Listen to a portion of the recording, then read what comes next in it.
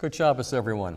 I'm Cantor David Proser from Kehillat Bet HaMidrash, Kempsville Conservative Synagogue. And I'd like to talk to you about this week's Torah reading. This week for Shabbat, March 28th. We're reading the Parsha of Vayikra. I'd like to give thanks to Rabbi Joseph Prauser, my cousin, Rabbi Joyce Newmark, and Rabbi Adam Rosenbaum, who contributed various teachings to the United Synagogue Torah Sparks publications over the past few years.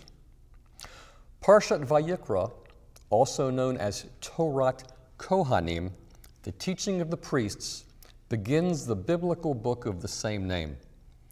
Vayikra, also known as Leviticus, is the shortest book in the Torah. It's the third of 5 and therefore the middle book of the Torah, thus reflecting the central role of the priests and of ritual law in the view of the Torah and of biblical Israel. It's indispensable reading for us to be able to trace our religious experience to scriptural origins. Yet it's very tempting to dismiss the book's detailed description of the sacrificial cult as of no importance to us today. Because after the thrilling adventures of creation, the Tower of Babel, the flood, the near sacrifice of one of our forefathers, and the sister-switching marriages in Genesis, in Bereshit, and after the desperation of slavery followed by the exulting freedom brought on by God's rescue via the 10 plagues, the splitting of the sea, the revelation at Sinai, the mutiny of the golden calf, and the construction of the Mishkan in Exodus in the book of Shemot, we then get to this book that can almost be described in the same hushed tones that mariners refer to the Bermuda Triangle, or Hollywood executives refer to Ishtar, or actors refer to the Scottish play. In other words, we now get down to the day-to-day, down and dirty, or should I say down and bloody, work of performing worship to God via a system of sacrifices that will be performed by the priests, by Aaron and his family, on behalf of the Israelites. Studying the book of Vayikra opens one of the greatest theological challenges to confront the contemporary Jew. If we do not pray for the restoration of the temple and the sacrificial order, indeed we have already modified our liturgy to remove these references from our Musaf service, then what's the benefit to read such gory detail? We read to remember. We read to be challenged. We read to own our own history, even if we cannot fully make peace with it. So, on to the Parsha. With the Mishkan, the tabernacle, now complete, the day-to-day work of using it begins. The Parsha begins, Vayikra el Moshe, Vayidaber Elav me'ohel moed lemor. God called Moshe and spoke to him from the tent of meeting. God explains the sacrificial system to Moshe with instructions to pass on the information to the children of Israel. The Parsha describes the different kinds of sacrifices that were to be brought by the individuals. The Olah, the burnt offering, was a voluntary sacrifice, completely consumed on the altar. An Olah could be cattle, sheep, goats, or birds, depending on the donor's means. The Mincha, a grain offering, was only partially burned on the altar. The remainder was given to the priests to eat. There were 2 types of mincha, the communal grain offering made on Shabbat and festivals, and the individual offering brought by those too poor to afford an animal for the Olah.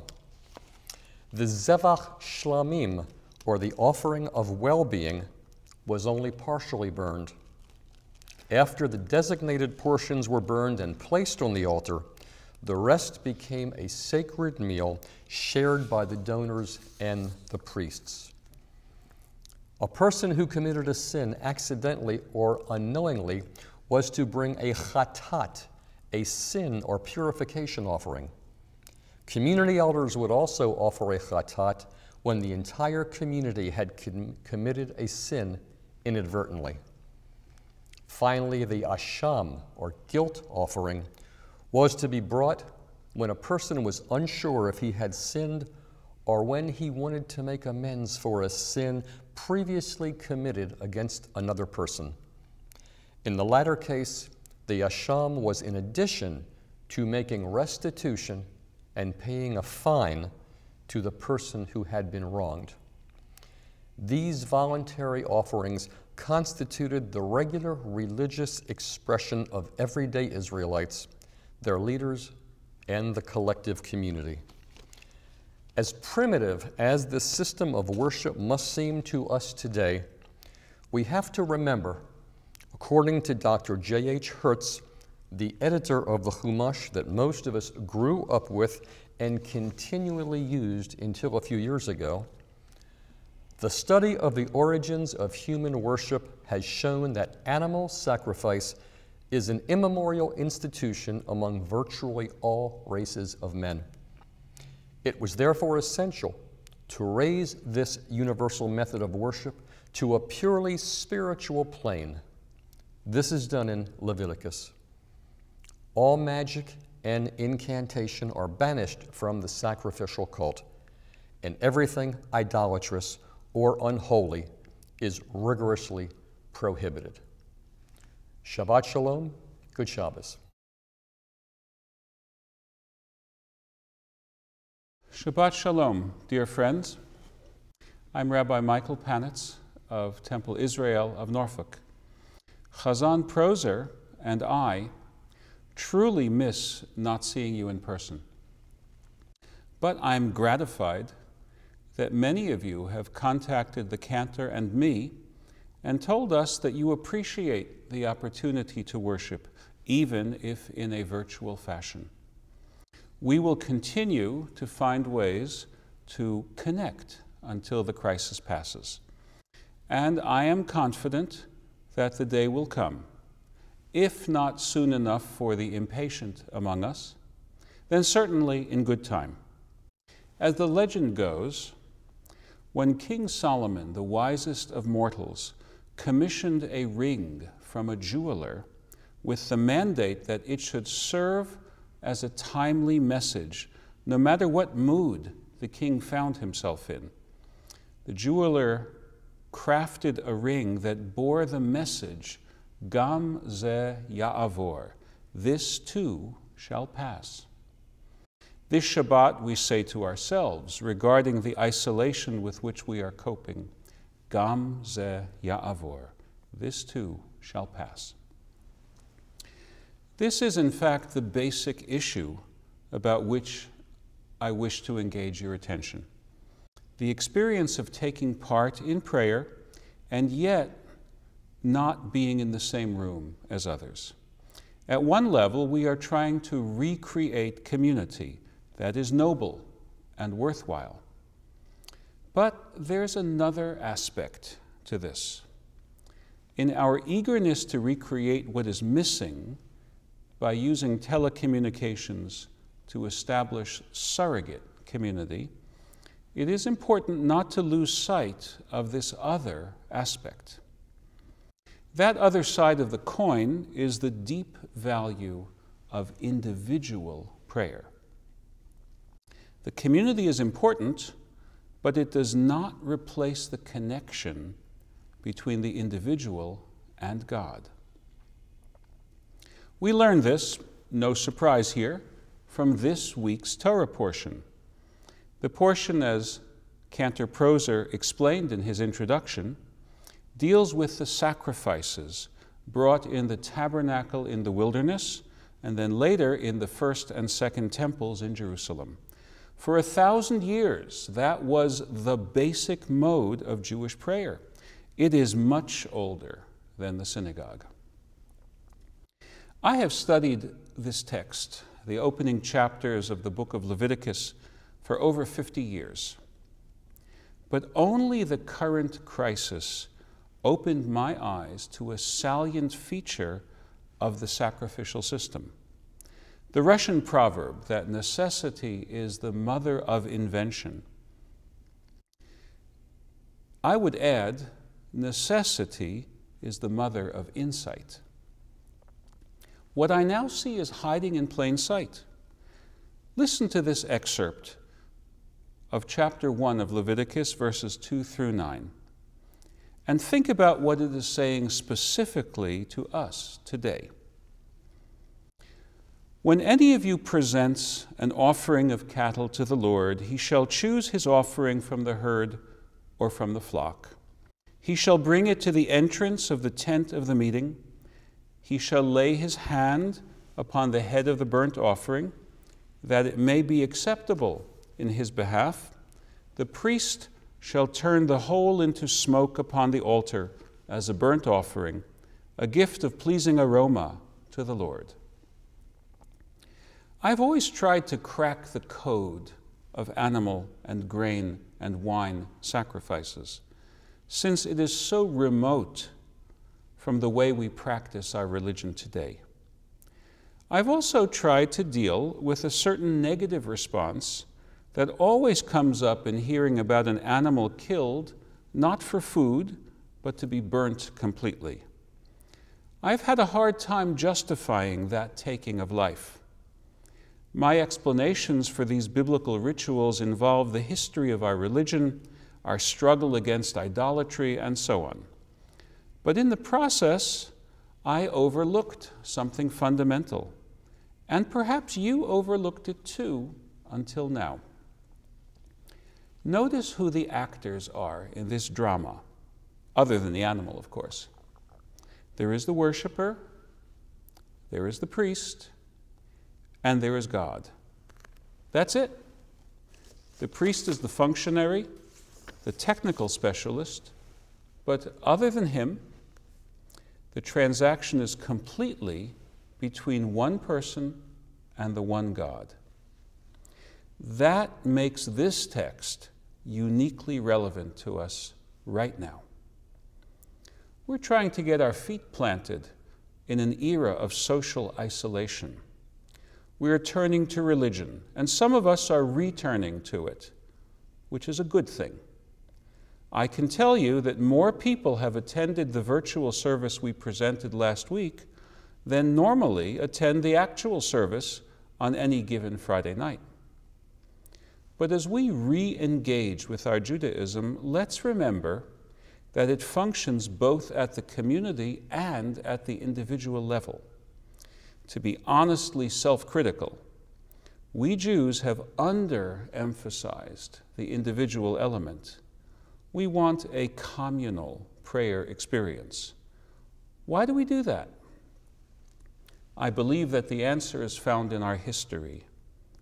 We have been a minority in almost every time and place of our existence since the destruction of the Second Temple.